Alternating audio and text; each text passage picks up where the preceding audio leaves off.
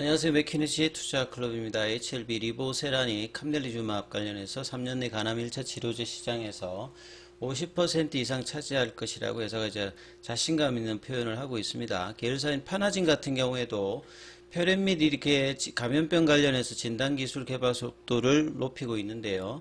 자, 로슈와 같이 이제 진단과 치료제를 동시에 할 수 있는 어떤 부분들에 대해서 HLB 그룹들이 이제 발전을 하고 있는 어떤 부분을 볼 수 있습니다. 이 부분 한번 살펴보겠습니다.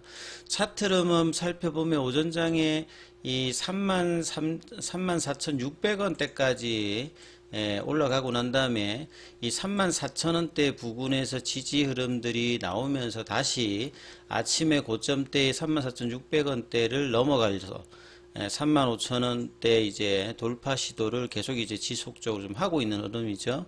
그래서 5장까지도 이제 이런 부분들 볼린저 밴드 상단에서 태깅을 하면서 이 11월 달에 고점 영역이었던 33,900원대를 이제 돌파 후에 지지하는 흐름을 보이면서 거래량도 이제 금요일보다는 지금 오전장에 좀 늘고 있거든요. 이 부분들이 유지된다라고 하면 상당히 이제 견조한 35,000원대의 돌파 시도 이 부분들이 굉장히 관전 포인트로 될 걸로 보여집니다. 그래서 분봉상의 흐름들이 이렇고, 자, 수급상 관련되는 부분들은 오전에 아침에 이제 보다는 지금 이제 다시 프로그램 매수세로 전환이 되어 있는 상태입니다. 외국계 관련되는 부분들만 지금 이제 JP모간 이후에는 나오진 않았습니다만 이제 속도를 내기 위해서는 기존의 공매도 관련되는 부분들의 쇼커버링이 주가가 상승하게 되면 동반으로 긍정적인 어떤 영향이 나오기 때문에 주가가 빠르게 어느 정도 올라가고 견고하게 이 부분을 유지해 주는 게 수급의 어떤 이슈와 주가 상승에 상당히 중요한 어떤 부분일 거고요. 그리고 이제 이 박스권 상단이 넘어간다고 하는 것 자체가 상당히 의미 있는 어떤 구간대라고 볼 수가 있죠. 그래서 이 35,000원대의 이 흐름들이 이번 주에 어떻게 이제 관통을 하고 거래량이 좀 더 이제 늘어나느냐, 이 부분들이 일단은 가장 중요한 어떤 이슈로 보여집니다.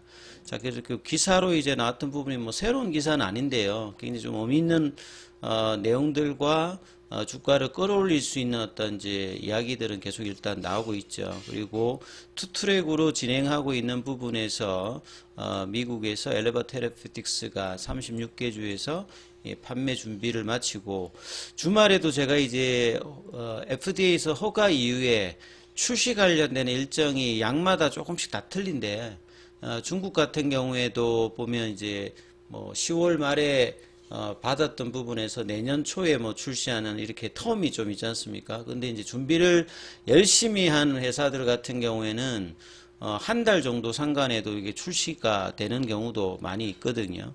그래서 이 엘레바 테라피틱스 같은 경우에는 올 초부터 이 상업화 준비에 1년 이상 소요되는 부분들을 이 면허라든지 등록 마케팅이라든지 키 오피니언 리드를 중심으로 이 상업화 관련되는 부분에서 계속 이런 노력을 하는 것이 내년도 허가 이후에 바로 빠르게 이제 상업화 출시 관련되는 부분의 어떤 기대감을 높이는 거기 때문에, 자, 이런 부분들도 상당히 좀 중요하다. 그래서 승인 내 3개월 안에 간암 신약 판매를 개시한다는 어떤 계획에 부합할 수준들을 계속 일단 만들어내고 있는 부분들, 그리고 이제 내년 3월 달에 최종 점검 회의라고 불리는 레이트 사이클 리뷰 미팅에서 캄넬리 주막 관련해서 특별히 CMC에서 인스펙션에서 레터만 CR 레터가 발행 나오지만 않는다면 이제 허가 관련된 어떤 부분에서 굉장히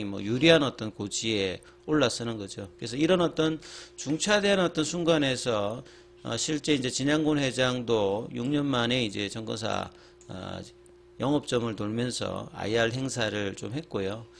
그 다음에 이제 최근에 10월 달에 아이큐베아에서 이 간암 1차 치료제였던 시장 분석에서 기존의 로슈의 아바스티나 티센트릭이 70%대에서 50% 정도 수준으로 좀 떨어졌고, 이 부분들을 아스트라제네카 제품이 빠르게 지금 올라왔던 부분들은 결국은 약에서 효능 뿐만 아니라 이 부작용 관련되는 부분이 굉장히 중요한데 이런 안전성 관련되는 부분이 좀 떨어지면서 특히 이제 위장관 출혈 관련되는 부분은 사망하고도 뭐 직결되는 어떤 부분이기 때문에 치료 중단율 관련되는 부분들이 12개월 내에 77% 정도 중단하면서 이런 어떤 대체 수요가 아스트라제네카 제품으로 이제 점유율 상승으로 좀 연결되는데요.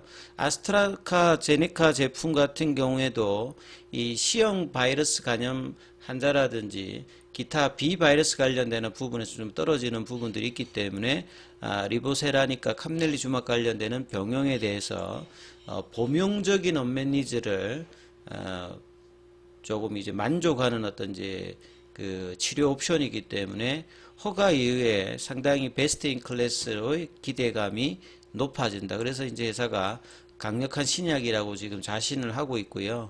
시판이 되면 빠르게 이제 시장에 대한 장악률, 그래서 3년 내 50% 이상이면 뭐 1위로 뭐 등극하겠다는 이제 목표로 하고 있는 부분입니다. 그래서 오병용 한양증권 애널리스트 같은 경우에도 12월 달에 발행된 어떤 리포트를 보면 내년 이제 퍼드 발정에서 5월 16일 이것도 뭐 이거보다 빨리 될 수도 있고 뭐 이렇게 확정된 날짜이지만 이 변수가 있습니다. 여기에 가까울수록 주가 상승의 어떤 기대감이 높아진다. 이렇게 지금 코멘트가 나와 있고요. 자, 계열사 관련해서 이제 파나진 관련되는 부분의 어떤 이 부분이 왜 중요하냐면 뭐 이렇게 진단 관련되는 부분에서는 이제 글로벌 의약기기 관련되는 회사들이 거의 뭐 90% 정도를 점유하는데요. 거기에서 대표적인 회사가 뭐 로슈라고 볼 수 있죠. 그래서 로슈는 본래 이제 종합 비타민 이런 걸로 뭐 시작을 해서 진단 분야라든지 특히 이제 항암제 분야에 뛰어들으면서 지금 이제 상당히 성과를 내고 있는데, 그래서 진단과 치료제를 같이 하고 있죠. 그래서 HLB 입장에서도 이제 파이프라인에서 확장도 있습니다만 이 파나진의 인수를 통해서 이 로슈와 같은 어떤 사업 모델을 그룹 전체로 만들 수 있는 부분들이 장기적으로는 시너지 효과를 낼 수 있는 부분이 좀 유리하기 때문에 이러한 부분의 확장들도 기업 가치 정대에 상당히 뭐 이바지할 수 있다 이렇게 생각이 됩니다. 그래서 이제 파나진이 이제 기존에 이제 하고 있었던 이 뭐 결핵이라든지 인유종 바이러스, 그 다음에 항생제, 내생, 뭐 장내 이런 뿐만 아니라 최근에 좀 문제가 되고 있는 유행성 독감, 계절성 감기 이런 마이코플라즈마 관련되는 폐렴, 호흡기 감염병, 항생제 내성 관련되는 부분에서도 개발을 좀 서두르고 있습니다.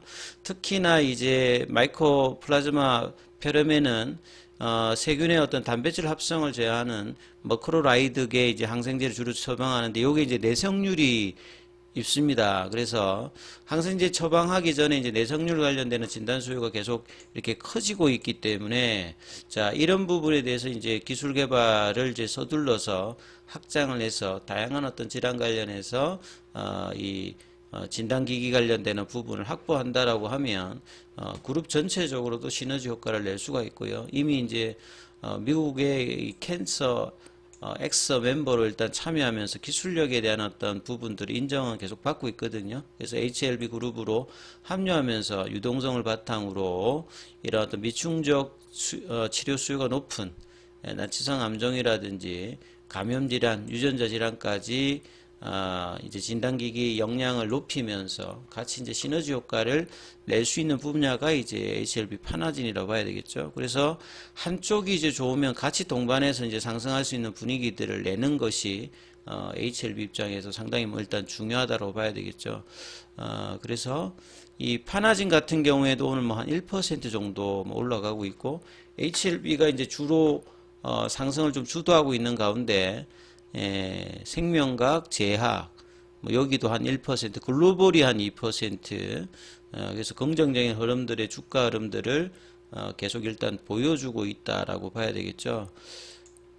수급상에서 말씀드렸던 프로그램의 어떤 매수가 매도세에서 일단 매수세로 전환이 되어 있고, 아침에 이제 고가를 좀 넘어간 다음에 오후에 이 35,000원대가 넘어가게 되면 여기 가격이 이제 지지가 어떻게 되냐에 따라서 4만원대도 뭐 연내에 뭐 가능할 수도 있는 어떤 분위기를 만들 수 있습니다. 이게 시가총액이 그렇습니다만 그동안에 눌려왔던 박스권의 어떤 돌파가 나오게 되면 신규 매수와 기존의 어떤 공매도 관련되는 부분의 어떤 잔고의 급격한 어떤 쇼커버링 관련되는 부분들이 기대가 있기 때문에 이 흐름들이 유지되기 위해서는 34,000원대가 확고하게 좀 지지가 되면서 35,000원 넘어가는 돌파 흐름이 나오는지를 계속 이제 살펴보시면서 흐름 판단하셔야 될 것 같습니다.